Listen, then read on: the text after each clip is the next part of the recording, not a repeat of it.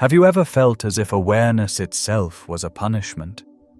You sit in a quiet cafe, surrounded by people absorbed in their screens, faces glowing softly in the light of their devices. Their laughter seems effortless, their moods light, as if life asks nothing more than another scroll, another distraction. But your eyes notice what theirs do not. You see the barista smiling through fatigue. The couple at the corner table laughing just a little too loudly, not out of joy, but performance. You sense the quiet desperation behind the ad that just appeared on your feed, the one that first wounds, then offers a cure. And in that moment, it feels as though the world has agreed to keep pretending while you alone can see the strings holding the illusion together. That is the hidden cost of awareness. The world doesn't fear ignorance, it depends on it. Because those who see too much disturb the rhythm of collective sleep. They question the comfort that keeps others compliant. So what if self-awareness isn't enlightenment, but exile? What if the more clearly you see, the more invisible you become, misunderstood, mislabeled, called too intense or too sensitive by those who mistake depth for defect? This is not a curse, it's initiation. In this exploration, we'll uncover the real price of consciousness, why awareness isolates us, how the modern world thrives on distraction, and how to stay awake without losing your inner stillness. If you've ever felt the weight of seeing what others refuse to see, this message is for you. You are not broken. You are simply awake. Part 1. The Curse of Seeing Too Much. The invisible burden of awareness. We live in a time that glorifies mindfulness. Meditation apps promise peace. Corporations preach presence. Influencers sell courses on awakening your consciousness. But there's a quiet irony they never mention when awareness deepens. The world doesn't become softer, it becomes sharper. Transparency replaces beauty, and with it comes a different kind of pain. You start to notice what others overlook. The manipulation woven into every advertisement. The way a skincare brand sells not just a product, but the fear of becoming invisible.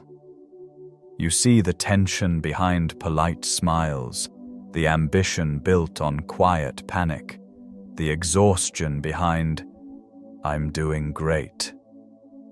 You begin to sense how much of life is theater and how few realize they're acting. A friend once posted a cheerful update about a promotion. The comments flooded in congratulations, "So proud, you deserve it."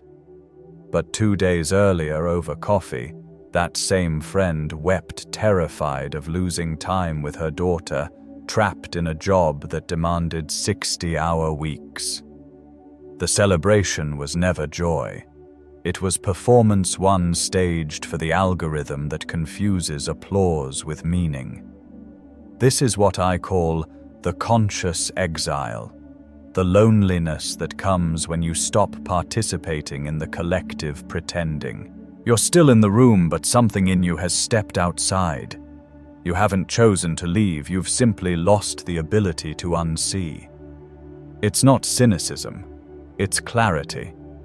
You can no longer laugh at empty humor or nod through hollow conversations.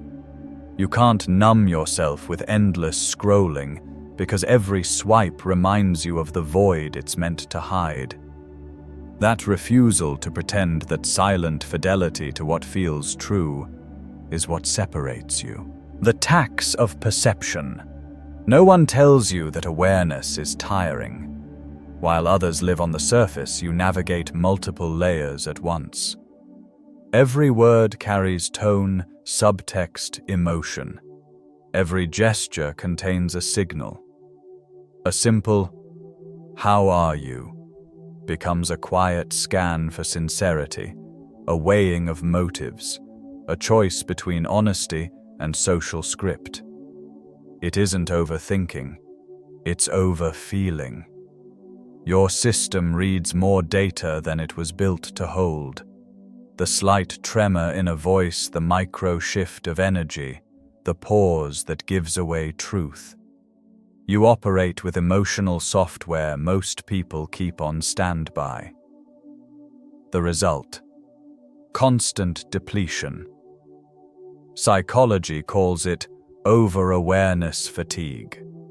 Your brain's threat center, the amygdala, stays half awake, scanning for subtle tension and incongruence. You live in a low-grade state of vigilance, even when nothing's wrong. That's why social gatherings exhaust you. Why a short conversation can require hours of solitude to recover. You're not fragile. You're processing more than most can perceive. The cruel irony is that people tell you to relax. They call it overthinking. Not realizing your problem isn't a lack of presence, it's too much of it. I remember sitting in a meeting as management announced new wellness initiatives: meditation Mondays, mental health days, flexible work hours. The same week, 3 colleagues quit from burnout. The same night, the wellness emails arrived after midnight. The message said, "We care about you," but the energy said, "Produce more." I didn't feel cynical. I just couldn't ignore the dissonance. Being awake to hypocrisy is isolating. You can't speak of what you see without being labeled negative or difficult. Yet staying silent feels like betrayal of truth, of self, of sanity. A recognition, not a diagnosis. If these words bring a quiet relief, a sense that someone has finally named what you've been carrying, then know this: you are not broken. You are simply awake in a world that runs on sleep.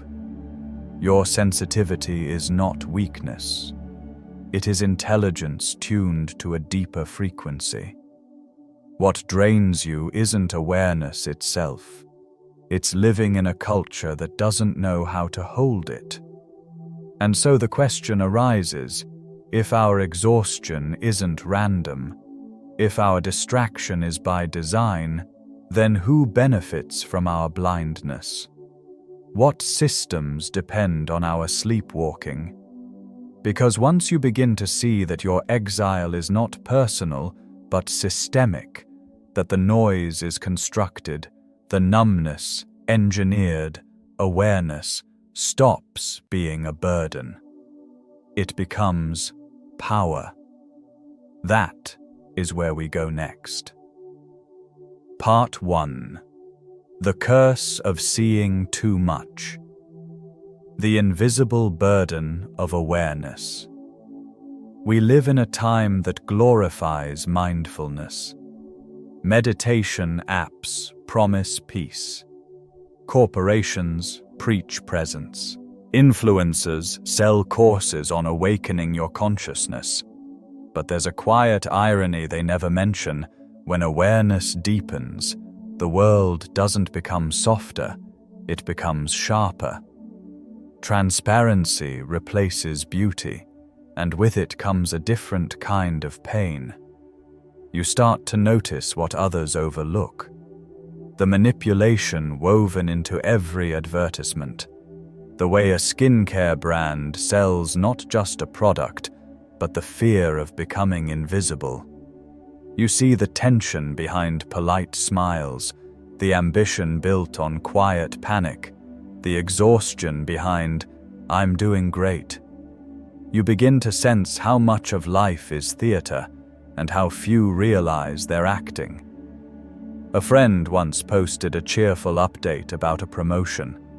The comments flooded in congratulations, "So proud, you deserve it."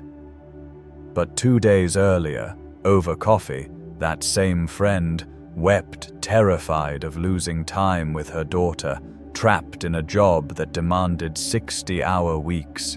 The celebration was never joy. It was performance one staged for the algorithm that confuses applause with meaning. This is what I call the conscious exile. The loneliness that comes when you stop participating in the collective pretending. You're still in the room, but something in you has stepped outside. You haven't chosen to leave. You've simply lost the ability to unsee. It's not cynicism. It's clarity. You can no longer laugh at empty humor or nod through hollow conversations.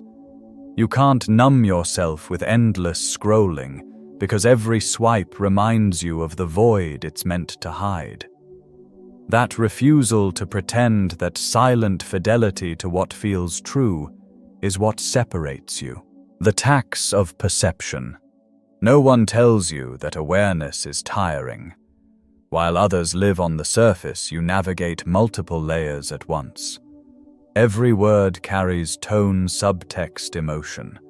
Every gesture contains a signal. A simple, "How are you?" becomes a quiet scan for sincerity, a weighing of motives, a choice between honesty and social script. It isn't overthinking, it's overfeeling. Your system reads more data than it was built to hold. The slight tremor in a voice, the micro shift of energy, the pause that gives away truth. You operate with emotional software most people keep on standby. The result: constant depletion. Psychology calls it over-awareness fatigue. Your brain's threat center, the amygdala, stays half awake, scanning for subtle tension and incongruence. You live in a low-grade state of vigilance even when nothing's wrong. That's why social gatherings exhaust you. Why a short conversation can require hours of solitude to recover. You're not fragile. You're processing more than most can perceive. The cruel irony is that people tell you to relax. They call it overthinking, not realizing your problem isn't a lack of presence, it's too much of it. I remember sitting in a meeting as management announced new wellness initiatives: meditation, Mondays, mental health days, flexible work hours. The same week, 3 colleagues quit from burnout. The same night, the wellness emails arrived after midnight. The message said, "We care about you," but the energy said, "Produce more." I didn't feel cynical. I just couldn't ignore the dissonance. Being awake to hypocrisy is isolating.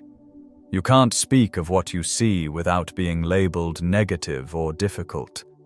Yet staying silent feels like betrayal of truth, of self, of sanity. A recognition, not a diagnosis. If these words bring a quiet relief, a sense that someone has finally named what you've been carrying, then know this: you are not broken. You are simply awake in a world that runs on sleep. Your sensitivity is not weakness. It is intelligence tuned to a deeper frequency. What drains you isn't awareness itself. It's living in a culture that doesn't know how to hold it. And so the question arises, if our exhaustion isn't random, if our distraction is by design, then who benefits from our blindness? What systems depend on our sleepwalking? Because once you begin to see that your exile is not personal, but systemic, that the noise is constructed, the numbness engineered, awareness stops being a burden. It becomes power. That is where we go next. Part 2. A world built to numb you. The economy of distraction. Distraction is not chaos. It is commerce. Once you see this, you cannot return to ignorance. The endless scroll was never a design flaw. The autoplay button was never created for convenience. The vibration in your pocket that arrives precisely when your thoughts begin to deepen, that too was built with intention. We live inside a marketplace where your attention is the currency and your restlessness the profit. What you call a social platform is not a product, it is a factory. You are not the customer, you are the raw material. The longer you look, the more they earn. Behind the screen stand entire teams of neuroscientists, behavioral psychologists, and former casino designers, architects of addiction. They study your impulses and translate them into code. Every like, every comment, every red notification is a calculated strike of dopamine. Sometimes it rewards you, sometimes it doesn't. That inconsistency, the unpredictable reward, is what keeps you returning. It's the same mechanism that keeps gamblers feeding coins into machines long after they've lost the joy of playing. Your phone has evolved from a communication tool into a portable dispenser of stimulation, one that interrupts your focus roughly every 11 minutes. And the algorithm learns. It knows when you're tired, lonely, or most likely to click. It serves not information, but emotion, outrage, envy, longing, fear. Because strong emotion glues you to the screen and your attention multiplied across millions becomes capital. When awareness sharpens, you begin to feel this machinery operating on you. I remember one night scrolling past midnight when my own hand caught my attention, the way my thumb flicked upward without command, the way my breath had grown shallow. I wasn't enjoying anything. I wasn't resting. I was being harvested. The disgust that rose wasn't arrogance, it was awakening. I had caught the spell mid-cast, and for a moment I could see the magician's hands. For those who see this awareness is both clarity and alienation. You watch people you love, intelligent, kind, capable, dissolve into their feeds, unaware they're feeding something else. You want to shake them awake, but truth spoken too early sounds like madness. So you grow quiet, and the distance widens. The anesthesia of modern life. Distraction is not merely noise, it is anesthesia. It doesn't just pull us from our lives, it dulls us to them. Think of the last time you felt grief, anxiety, or shame. How long did you stay with it before reaching for a screen, before opening another tab, another app, another small escape? We've become masters of avoidance. Every moment of discomfort now comes with an exit route. Bored scroll, lonely swipe, restless work harder. The world has industrialized the act of numbing and disguised it as productivity. A friend once told me she hadn't cried in 3 years, not because she was happy, but because she was too busy. Her days blurred between deadlines, projects, and self-promotion.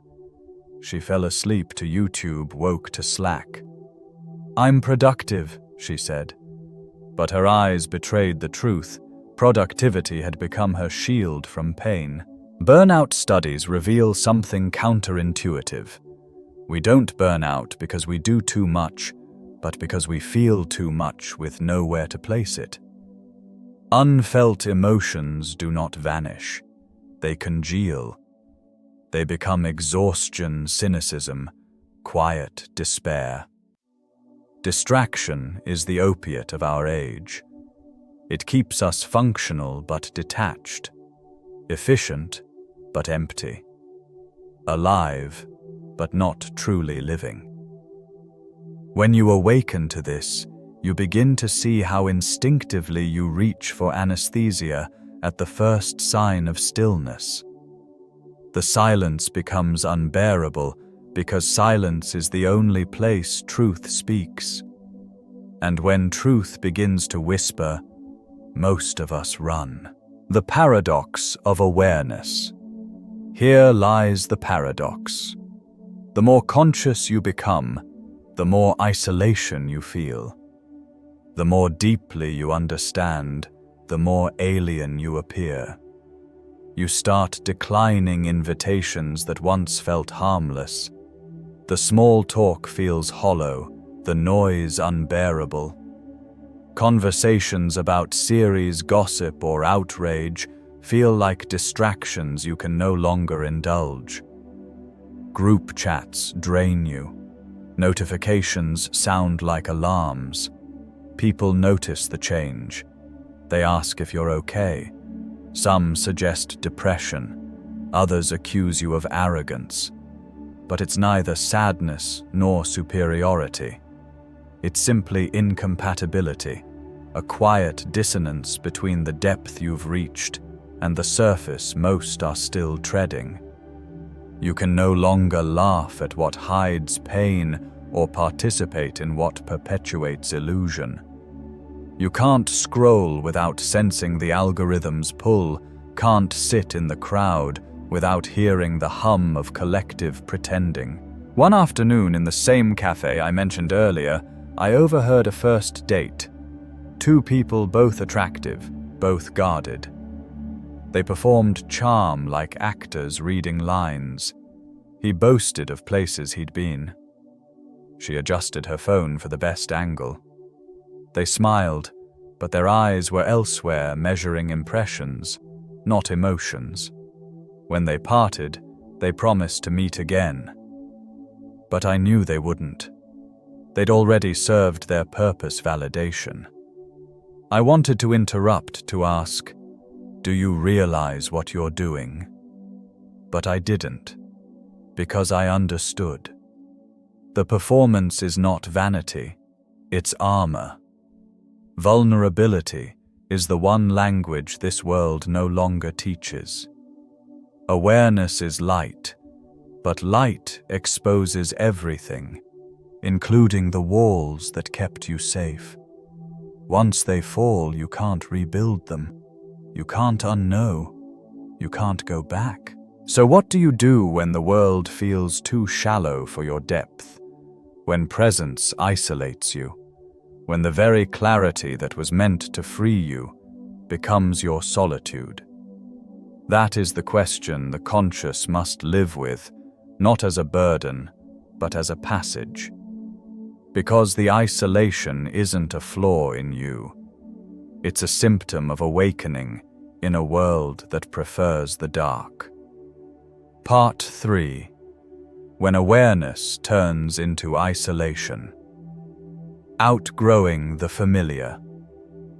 There is a quiet kind of grief that comes with awareness, not the grief of losing someone, but of losing who you once were with them. You begin to outgrow the familiar. The group chats filled with old gossip, the workplace complaints that repeat like a broken record, the family gatherings that replay the same unspoken tensions year after year. Nothing catastrophic happens. No betrayal, no rupture. You simply evolve beyond the frequency that once sustained those connections. I think of Sarah, a friend I'd known since high school. Our friendship had become a museum of shared history. Brunches filled with the same stories, the same patterns, the same pain recycled under new names. I would listen, advise, watch the loop repeat.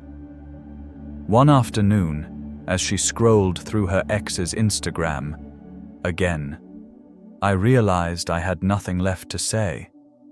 Not from indifference, but from truth. There was no oxygen left in the space between us. What I wanted to ask would have broken the illusion. Why do you keep choosing people who can't see you? What are you really afraid of? But I stayed silent.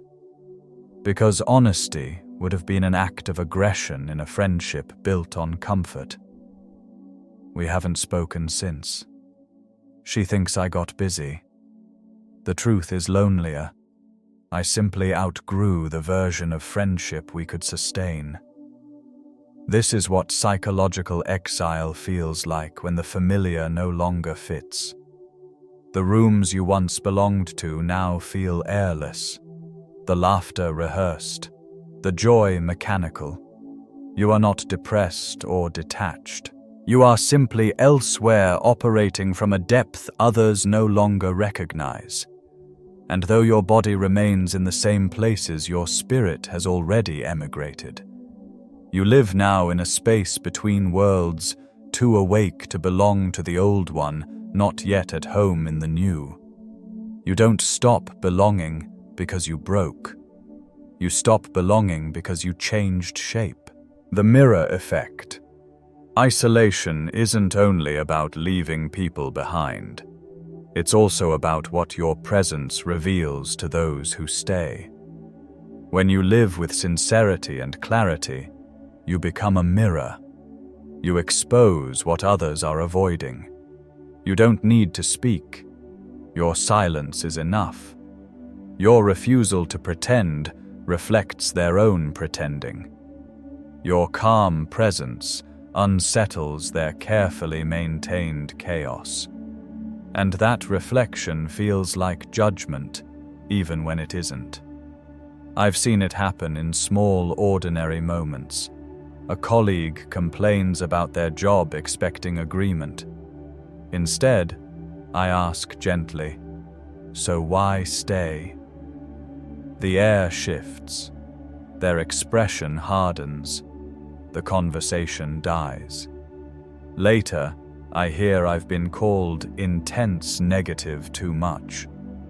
But what I offered wasn't criticism, it was truth unmasked. The conscious person becomes unwelcome, not because they condemn, but because they reveal. And in a world built on performance, revelation is violence. People distance themselves not out of hatred, but self-preservation. Too serious, too deep, too sensitive. Labels used not to describe you, but to protect themselves from what your clarity reflects.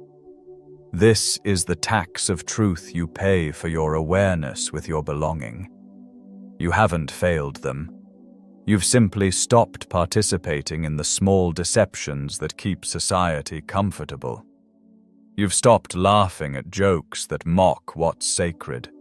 Stopped agreeing to conversations that go nowhere. Stopped pretending that shallow connection is better than honest solitude. And for that honesty, the world quietly exiles you. The collapse of belonging. Then comes the doubt. You begin to question yourself. Maybe you are too serious. Maybe if you could just relax, stop analyzing, blend in, maybe the loneliness would ease. So you try. You join the small talk. You attend the party. You smile at the right moments. Keep your insights tucked beneath polite laughter. You perform normalcy, like a costume that never quite fits. For a while it works. People are relieved, they say, "You're finally back to yourself." But you know what they really mean. You've become easier to digest. By the time you return home, the exhaustion feels different. It's not fatigue, it's depletion. You've spent hours managing your depth, translating truth into small talk, rationing awareness, so no one feels uncomfortable. You're not tired from feeling too much. You're tired from pretending you don't. You are not too sensitive. You are simply allergic to lies, even the subtle ones society depends on. I remember sitting at a dinner party. Everyone articulates successful performing ease. Someone asked, "So what do you do?" Around the table, people listed titles, achievements, brands. When it was my turn, I said quietly, "I'm trying to learn how to live honestly in a world that rewards pretending." Silence, nervous laughter. Then someone asked, "But what's your actual job?" That moment said everything. The truth had no container to land in. And I realized it's not that the world rejects truth. It simply doesn't have the language for it. The clarifying fire. To be conscious is to suffer, but that suffering refines perception. There's an alchemy that begins when you stop resisting the exile and start understanding it. The loneliness remains, but its meaning transforms. You realize you're not being cast out for your flaws, but for your clarity. And clarity, though it isolates, is sacred. You are not losing connection. You are shedding imitation. The relationships that fade were never grounded in truth. They survived on habit and performance. The spaces that bore you now were never nourishing you, just used to mistake noise for aliveness. Awareness doesn't make the solitude easy, but it makes it holy. You see now that you are not lost in the wilderness. You have simply refused to keep living inside a cage everyone else calls home. So the question becomes, how do you live with depth without drowning in it? How do you keep your sensitivity open without letting the world harden it?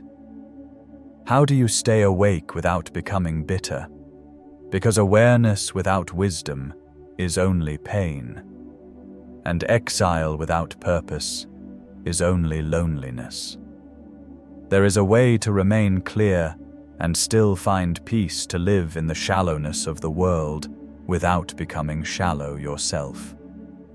And that is where we go next. Part 4. How to stay deep in a shallow world. Boundaries are spiritual armor. Awareness does not require you to absorb everything. For years, I mistook depth for total exposure, open to all news, all sorrow, all signals. It nearly broke me. What I know now is simple. You do not have to feel everything to live deeply. Feeling everything indiscriminately erodes depth. Awareness without boundaries decays into overwhelm. Boundaries are not walls against life, but filters for it. They preserve your capacity to care without collapsing. Psychologists call it psychological distance, the space that lets you witness the flood from the riverbank rather than drown in it. It is not detachment, it is perspective. Empathy needs oxygen. If your lungs are empty, you cannot breathe for anyone else. The first move, then, is a shift from absorbing to observing, from drowning to witnessing. Selective awareness. Practice. Depth requires selective attention, not seeing less, but choosing when and what to process. 3 practices anchor this shift. Digital fasting. Reclaim your attention. For 1 hour a day, turn notifications off, not silent off. The first time I tried, my hand reached for the phone 17 times in 45 minutes. That is not choice. That is conditioning. Start small, 1 quiet hour in the morning or before bed. Notice how urgency dissolves when it isn't constantly signaled. The world waits. Your mind returns. This isn't tech rejection. It is sovereignty over your focus. Emotional sorting. What's mine? What's not? Before speaking to anyone or touching a screen, write 3 emotions you feel. Then ask, is this mine? Much of what we carry belongs to headlines. Parents' old fears, a partner's mood. Naming the source turns boundaries from deprivation into liberation. It is how you relieve over-awareness, fatigue the nervous system's exhaustion from processing everyone else's weather while ignoring your own climate. Energy mapping. Track what sustains you. After each meaningful interaction, note your energy before and after on a 1 to 10 scale. Patterns emerge: obligations that drain relationships, that nourish self-care, that is actually anesthetic. Adjust accordingly. This is not selfishness, it is stewardship. You cannot remain conscious while running a permanent energy deficit. Redefine connection. Modern life sells the lie that connection means being seen by many. Real connection is being known by a few. You do not need a wide circle. You need 3 to 5 people who meet you where you truly are. No performance, no dilution, no explanation required. Quiet tribes form in the margins, the colleague who admits they're struggling, the stranger who lingers for a real conversation, the friend who can sit with silence without trying to fix it. Invest there. Choose depth over breadth. Choose rooms where you can exhale. The conscious reset. Each night, a small ritual restores sanity. Close your eyes and ask, what am I carrying that isn't mine? Scan the body. Listen for loops of worry and borrowed responsibility. Name the owners of what you hold, then set down what isn't yours, not in denial, but in truth. What remains is yours to tend. Done consistently, this clears the residue of the day and separates instructive pain from exhausting noise. These practices are not cures. They will not make awareness painless or exile disappear. They make it sustainable. They carve space between the sharpness of seeing and the peace that can coexist with it.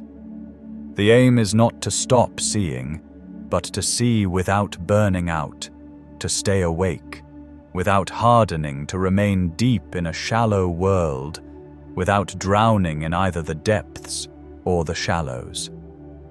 When awareness is no longer merely endured, but wielded, something quiet shifts. The exile stops feeling like punishment and begins to feel like sovereignty. Part 5. From Exile to Inner Sovereignty. The Sacred Solitude. Exile is not punishment. It is purification. It is the moment you stop fighting your solitude and start listening to what it's trying to teach you. When you finally step away from the noise, from the pressure, to belong to spaces that no longer fit, something begins to settle. The static quiets. The borrowed voices fade. And beneath the residue of 1,000 expectations, you hear what had been buried all along your own voice. Not the voice that performs or explains or apologizes, but the voice that simply knows. It knows what you value, It knows what you need. It knows what you were meant to do with this one fragile life. I remember when I first heard it again. I had cancelled yet another plan, not out of withdrawal, but out of honesty. The morning came. The silence felt new, almost foreign. I made coffee slowly, sat by the window. No phone, no noise, just breath and stillness. And in that space I found a quiet kind of joy, not the excitement of achievement, but a calm awareness that nothing was missing. This is the peace that follows truth. The peace that arrives when you stop chasing connection through performance and start returning home to yourself. The world may call it isolation. Let it. You'll know it as homecoming. Because exile gives you what belonging never could, the space to hear yourself think, the freedom to feel without translation, and the dignity to exist without dilution. You stop bending to fit conversations that drain you or systems that diminish you. You become the truest version of yourself, and that self you'll find is deeply sufficient. From loneliness to leadership, solitude was never the destination. It was the initiation. The conscious person doesn't withdraw because they're broken. They withdraw because awareness demands refinement. What emerges from that silence isn't fragility, but authority. Not dominance, but presence. True authority is quiet. It doesn't need to prove itself. It simply is. I think of a writer I once knew, too sensitive for corporate life, too honest for small talk, too awake for pretense. She disappeared for 2 years, writing, thinking, listening inward. People worried. They said she was isolating herself. But when she returned, she didn't argue anymore. She didn't explain. She had become still, and her stillness spoke louder than her words ever had. People were drawn to her not because she convinced them, but because she no longer needed to. Her clarity became a mirror, her calm, a refuge. She had transformed from being exiled by awareness into being anchored in it. This is the shift from victim to vessel. You stop needing the world to understand you. You stop trying to convert or correct others. You begin to live in such alignment with your truth that your presence itself becomes guidance. You lead not by preaching, but by embodying. You lead by staying calm when others panic, by staying honest when others perform, by choosing depth when the world offers distraction. Your exile was training. All those years feeling like you didn't belong anywhere, they were teaching you to belong to yourself. And that kind of self-possession radiates a strength no performance can imitate. Reframe the meaning of awareness. It's time to redefine what awareness really means. Awareness isn't a curse, it's capacity. You don't see too much because you're damaged. You see because you were meant to. The pain of perception isn't dysfunction, it's sensitivity in service of truth. Awareness gives you choice. You no longer react blindly. You discern. You choose where to invest your time, your emotion, your energy. You choose what to release and what to protect. You choose which battles honor your integrity and which ones only drain it. Awareness is discernment, and discernment is freedom.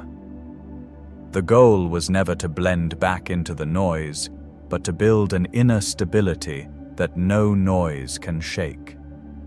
You don't need to return to innocence that's impossible. You're here to integrate what you've seen into wisdom. to learn how to stay open without dissolving, how to feel deeply without being consumed, how to see darkness without losing faith in light. This is sovereignty, to be in the world, but not ruled by it, to see its illusions without becoming cynical, to feel its pain without forgetting its beauty. There will still be days when awareness feels heavy, when you long for the simplicity of not knowing. But you'll remember that numbness was never peace, it was paralysis. And the peace you're cultivating now isn't fragile, it can withstand the truth and the liberation in seeing. Yes, awareness isolates, but it also liberates. You see differently because you were made to. You feel deeply because the world needs people who still can. You're not here to join the trance. You're here to remind others that waking up is survivable, that consciousness, though it burns, can also bless. Your exile was never rejection. It was redirection, an initiation into self-belonging so complete that you no longer depend on collective approval to know your worth. And now, standing on the other side of isolation, refined by the fire of awareness, you understand the conscious life isn't easier, but it's truer. And truth, however heavy, is the only ground that will not collapse beneath you. You are not broken. You are not too much. You are not alone. You are awake. And in a sleeping world, that is the rarest form of courage. The exile ends not when others finally understand you, but when you no longer need them to. That is sovereignty, and you've earned it. Outro. Return to silence. We began with a question. Have you ever felt punished for simply paying attention? Now, at the end of this path, let me offer a different answer. Perhaps. Self-awareness is exile, but it's also the only road that leads you home. Not home to who you were, not back to the comfort of unconsciousness or the safety of pretending, but home to yourself, to the quiet, unperformed part of you that has been waiting beneath all the noise, asking for permission to exist without apology. This journey is not easy. Awareness isolates before it liberates. It strips away the comfort of belonging, but in return, it gives you something rarer, the integrity of being whole. You no longer fracture yourself to fit into rooms too small for your truth. You no longer seek validation from those still asleep. You begin to live from a deeper axis, one that is calm, steady, and quietly sovereign. The world will keep spinning in noise and velocity. The algorithms will keep learning your weakness. The culture will keep rewarding performance over presence, and you will keep seeing it all clearly, painfully, beautifully. Some days that clarity will ache, but on other days, you'll recognize it for what it is. Grace. The grace of seeing without flinching, the grace of feeling without drowning, the grace of being awake in a world that numbs itself to survive. Tonight, try something simple. Put your phone in another room. Sit in silence for 5 minutes. No music, no scrolling, no stimulus. Just you and the quiet. That silence is not emptiness. It's arrival. It's the sound of your own presence returning to itself, steady, patient, real. And if these words found you, if they stirred that quiet recognition that feels like both relief and ache, hold on to them. Return to them when awareness feels heavy. Share them with someone who feels too much, thinks too deeply, or has been told that their sensitivity is a flaw. If you wish to keep walking this path, the path of depth, clarity, and inner sovereignty, subscribe to Depth Psychology today. This space exists for those who choose truth over comfort, awareness over illusion, and peace over performance. You are not alone in your exile. You are simply ahead, and from here, the view is worth it.